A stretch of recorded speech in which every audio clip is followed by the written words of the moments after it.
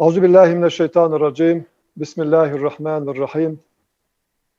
Subhanellezî esrâ bi'abdî leylen minel mescidil harâmi ilel mescidil aksallezî bâreknâ havlehu linuriyehu min âyâtina.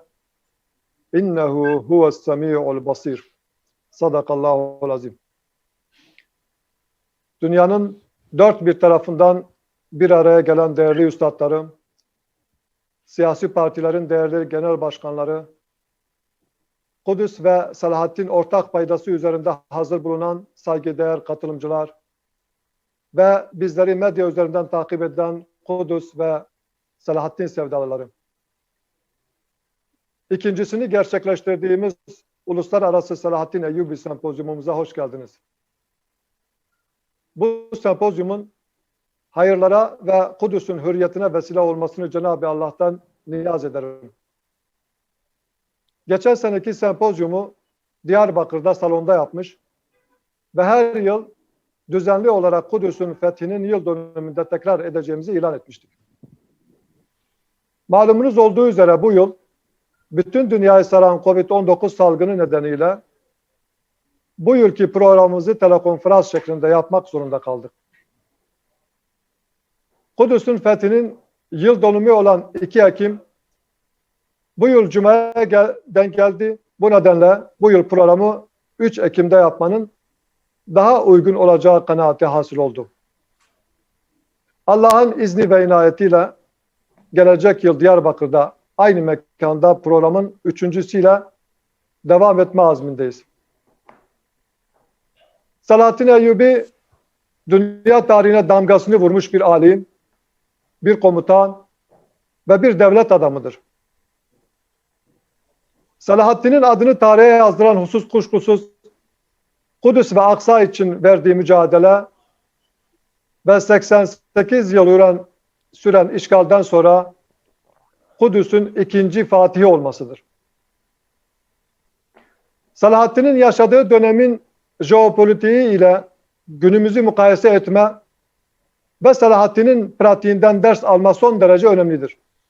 Ne yazık ki tarihteki bu muazzam örneklik üzerinde alimlerimiz ve düşünürlerimizin yeterince çalışma yapmadığını görüyoruz. Selahaddin'i Kudüs'ün fethine yönelten neden coğrafik güzelliği değildi elbette. Kudüs, İslam alemi için sıradan bir toprak parçası olmadığı gibi Beytül Makdis de sıradan bir mescit değildir. Alemlerin Rabbi tarafından çevresi mübarek kılınmış, İslam peygamberinin yeryüzünde uğruna sefere çıkılacak 3 mescitten biri olarak tayin ettiği mescit ve İsra hadisesinin menzilidir. Bu itibarla inananlar için aynı zamanda bir inanç meselesidir.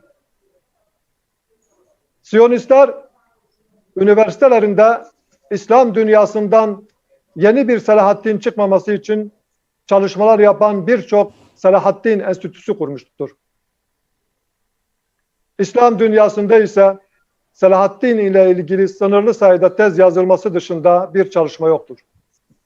Halbuki tarih, geçmişi anlama ve ibret almak için olduğu kadar geleceğin inşası için de yol belirlemeye yarar.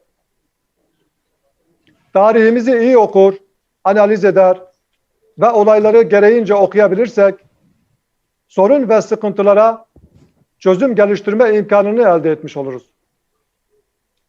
Selahaddin'in yaşadığı çağda İslam dünyasının içinde bulunduğu siyasi, ekonomik ve sosyal durum ümmetin içinde bulunduğu bugünkü halden daha iyi değildi. Peki Selahaddin bizim bir asırdır yapamadığımız neyi yapabildi ki hedefine ulaştı ve Kudüs'ü özgürlüğüne kavuşturdu? Bugün değerli ilim adamlarımızla bu sorunun cevabını arayacağız inşallah. Selahaddin'in örnekliğini öğrenmek ve bu tecrübeyi hayata geçirmek Kudüs'ün özgür kılınması yolunda önemli bir adım olacaktır. Ancak Kudüs'ün fetih sürecinin bilinmesi kadar Kudüs'ü işgale götüren, Kudüs'ü kaybetmemize neden olan şartları da aynı derecede önemsemek gerekir. Zira Siyonistlerin Selahaddin enstitüleri kurmalarının amacı Kudüs'ü Haçlılara kaybettiren nedenleri ve şartları öğrenmektir. İslam aleminin şu an içinde bulunduğu şartlar, ümmeti oluşturan unsurların aralarındaki münasebetleriyle 1099 yılına girerken ümmetin içinde bulunduğu şartları kıyas edelim. Çok farklı bir tabloyla karşılaşmayacağız. Ümmetin içinde bulunduğu bu hal devam ettikçe fazla yapabileceğimiz bir şey olmaz. Bu nedenle ümmetin alimlerinin, emirlerinin, düşünürlerinin, Selahaddin'in ilmek ilmek dokuduğu 1187 yılı şartlarını oluşturması gerekir. Fetih için ilk şart fethe inanmaktır. Yapabileceğimize, gücümüzün yetebileceğine inanmaktır. Zira inanç ve azim oluşmadan gayret ve çalışma oluşmayacaktır. Bugün oluşan bu tablo gereken inanç ve azmin bu ümmette varlığını sürdürdüğünü göstermektedir. Endonezya'dan Balkanlara, Avustralya'dan Amerika'ya, Pakistan'dan Mağrib'e, dünyanın dört bir yanından ümmetin tüm renklerinin Kudüs ve Aksa için bir araya gelmesi, bu inancın hala diri olduğunun ve zaferin uzak olmadığının müjdecisidir. 100 yılı aşkın bir süredir Filistin toprakları ve Kudüs işgal altındadır. Ve ümmet Kudüs için ağlayıp dua ediyor. 100 yılı aşkın bir süredir Kudüs için ümmet şehit veriyor, canlarını ve mallarını bu uğurda feda ediyor.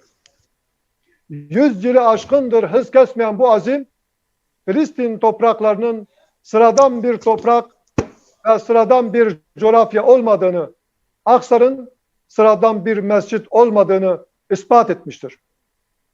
İşgal devam ettiği müddetçe direniş de devam edecektir. İzzet ve şerefini makam koltuklarıyla değiştirenlerin normalleşme girişimlerinin ümmet içinde hiçbir karşılığı yoktur. Ümmet için normal, işgalin tamamen bitmesidir. Kudüs, ümmetin ortak değeridir.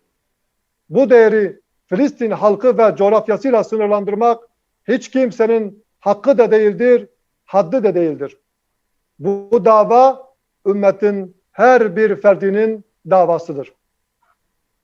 Bu sempozyumdaki tablo bunun en açık göstergesidir. Dünyanın her tarafından ümmetin seçkin alimleri ve siyasetçileri Kudüs konusunda bir araya geliyorsa, hiç kimse bu sorunu bir ulus veya coğrafya sorunu ya da lokal bir sorun olarak gösteremez.